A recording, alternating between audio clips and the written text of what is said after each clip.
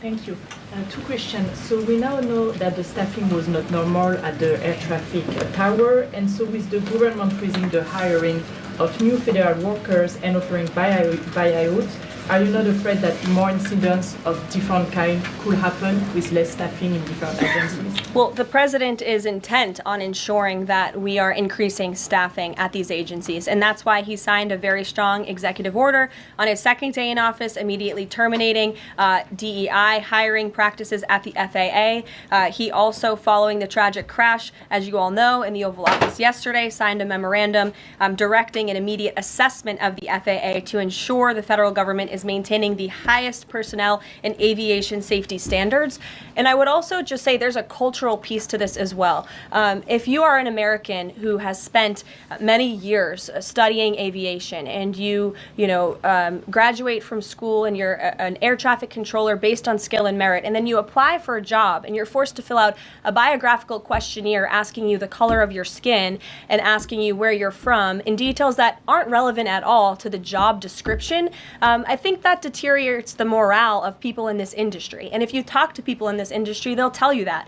In fact, many of them filed a lawsuit against the FAA a couple of years ago under Joe Biden's administration because they were denied positions because of this DEI hiring practice that was putting identity politics over merit and skills. That's unacceptable. And I think just to put a fine point on this, because this is the third or fourth question I've answered on this subject, when you are flying on an airplane with your loved ones, which every one of us in this room has, do you pray that your plane lands safely and gets you to your destination, or do you pray that the pilot has a certain skin color? I think we all know the answer to that question, and as President Trump said yesterday, it's common sense. Rob Crilly. Yeah, I'd just like to follow up on that last question, actually. Has there been any sort of assurance from the FAA that they will immediately improve staffing levels, given the reports of not normal staffing levels on Wednesday? Oh, absolutely. You had Secretary Duffy here yesterday at the White House at this podium saying that he is on it, and we can all trust that he definitely will be. John Decker.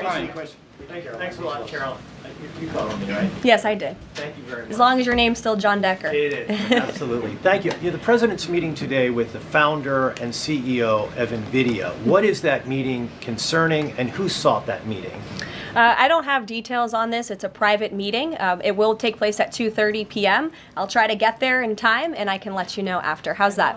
On Guantanamo Bay, can you give more details about setting up that detention facility at Gitmo? How will that come about? What's the timing in terms of standing it up? And of course, this has happened before during the Clinton administration. Yeah, that's right. Detainees of Cuban and Haitian descent were both detained at Guantanamo. Are you looking at that model in setting up this detention facility? Secretary Hegseth, I believe, was on television this morning answering this question, and he said that the Department of Defense is already on it. He has directed his agency to ensure that Gitmo is increasing their capacity for beds, and that's exactly what President Trump's executive order did. It directed Secretary Hegseth and also Secretary Noem to expand the Migrant Operations Center at the Naval Station to provide for this extra detention space. And as Secretary Hegseth confirmed this morning, that operation is underway. Caroline. Sure. Caroline, on the tariffs, can you clarify whether those will actually be going into effect tomorrow, or Yes. whether there might be some lead time? Yes. And are those, they will be going into effect? Correct. And are those meant to be in place long term, or is there a scenario in which Canada, Mexico, and China can offer concessions and then they would be removed? At this point, the president has made it very clear those tariffs are going to be implemented and in effect. If the president at any time decides to roll back those tariffs, I'll leave it to him to make that decision. But starting tomorrow, those tariffs will be in place. Sure. Thanks, Caroline. Yes.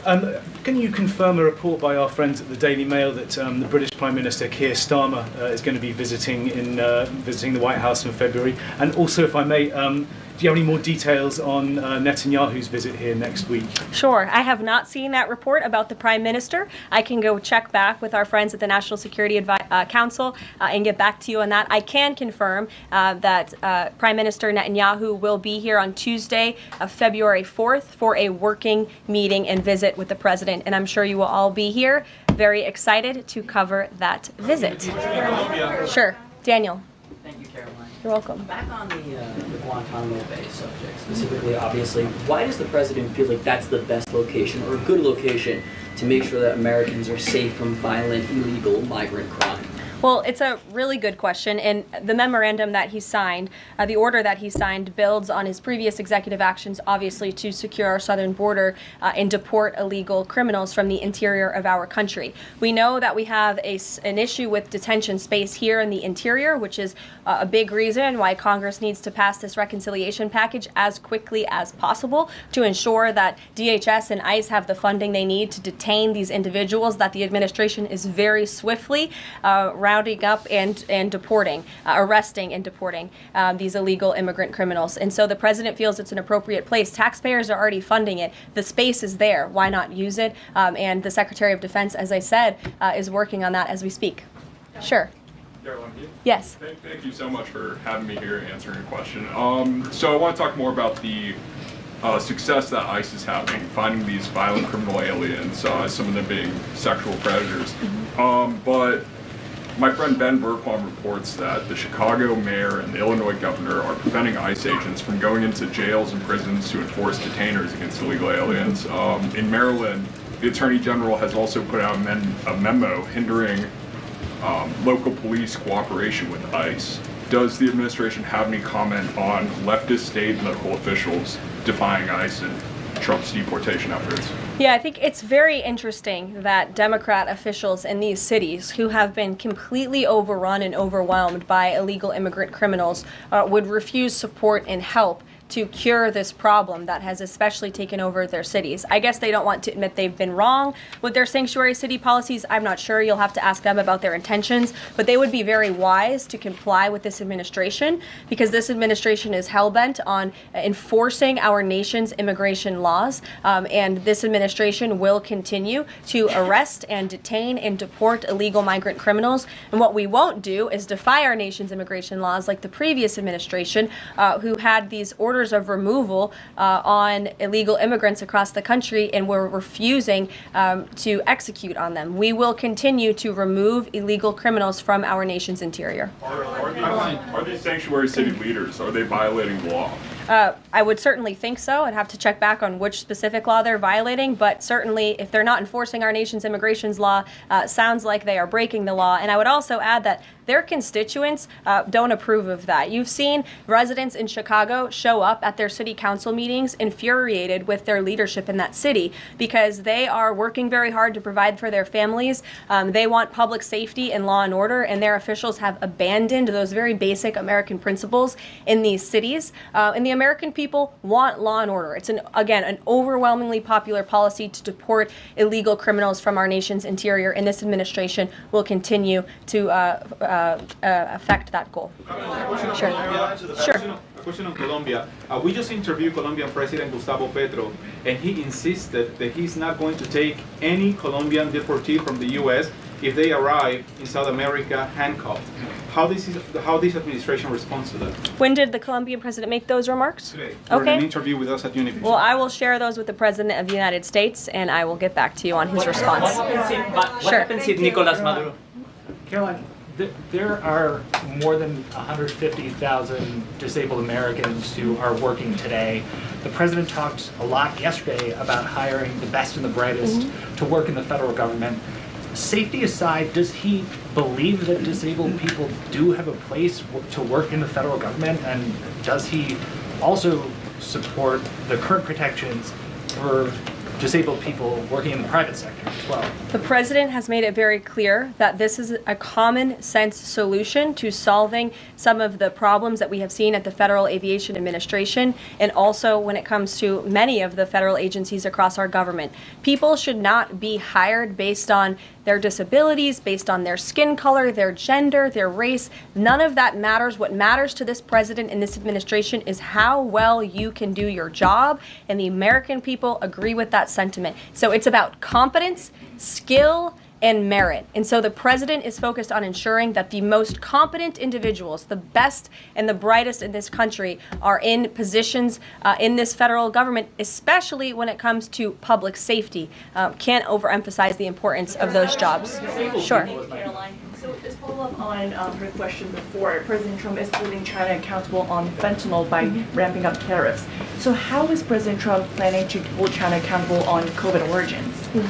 I haven't spoken to the president about the COVID origins specifically in regards to any actions he may or may not take when it comes to China. But as I have previewed quite a few times today, he will be implementing a 10% tariff on China tomorrow. Sure. Hi. Has the president made up his mind about a timeline for tariffs on the EU? No, he has not. And will it be a one-size-fit-all, or will it be differentiated among governments? I won't get ahead of the president on tariffs when it comes to the European Union. What I can tell you, again, is that the president will be implementing 25% on Canada, 25% on Mexico, 10% on China tomorrow for the reasons that I have repeatedly laid out in this briefing. Newsmax, go ahead. Yes. Thank you so much. No, the gentleman behind you. James Rosen. Yes, James. Thank you. Thank you, Caroline. Two quick questions on foreign policy, and then one very long and tedious and ponderous Rosen question thereafter. First, on Iran, we've heard very little about the president's forthcoming Iran policy besides his determination to prevent that nation from achieving a nuclear weapons capability. Is it the president's objective, short of the use of U.S. military force, to use the broad array of his powers to try to hasten the end of the Iranian regime?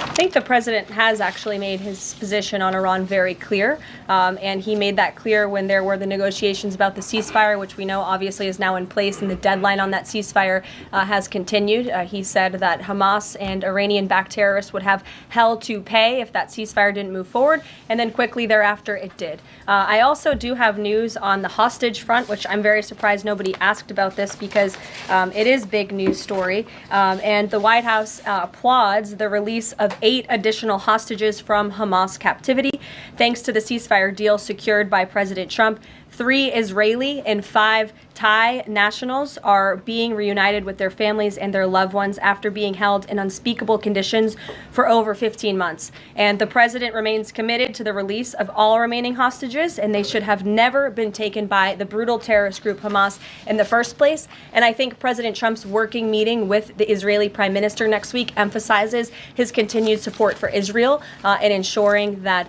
brutal terrorists in that region have hell to pay. Sure. Can I just finish the other 2 questions? Sure. I know you want the long, ponderous Rosen. But first, on the Grinnell trip, as you know, under the previous administration, the U.S. recognized the opposition candidate in last year's elections, Edmundo Gonzalez, now exiled, as the legitimate president of Venezuela. Does the president's dispatching of Ambassador Grinnell to negotiate directly with President Maduro today mean that the U.S. now officially recognizes President Maduro as the legitimate president of Venezuela? Absolutely not. As I made it very clear, former ambassador and now special envoy Rick Grinnell is going to Venezuela with 2 very clear directives. Make sure that Tren de Aragua members, of which there are 400 currently in custody, are repatriated back to Venezuela, and that all United States detainees return home. Thank you very much, guys. Just on the president's use of language in this room yesterday, Sure. and without seeking to cast myself as some kind of moral exemplar because it's rather late in the day to try. Nonetheless, this was an event yesterday that began with a moment of silence for the victims of the air crash and the president's own invocation of, quote, a loving God. And then he uncorked that expletive to insult a former cabinet officer. It was the same expletive that I saw him use in the East Room in 2020 when he famously held up the Trump acquitted headline. My question is, if you could shed any light for us on how the president perceives his use of public profanity, which is a practice that certainly sets him apart from all of his predecessors. Does he regard it as an effective communications device, part of his appeal, or is it something that he lapses into inadvertently, perhaps in times of frustration and later regrets? I think one of the things that the American people love most about this president is that he often says what they are thinking, but sometimes lack the courage to say themselves. And I think yesterday at this podium, you heard President Trump express great frustration, perhaps even anger, with the previous administration's policies, many of which have led to the crises that our country is currently facing and that this president is focused on fixing. Thank you guys very much. Have a great weekend. We'll see you next week.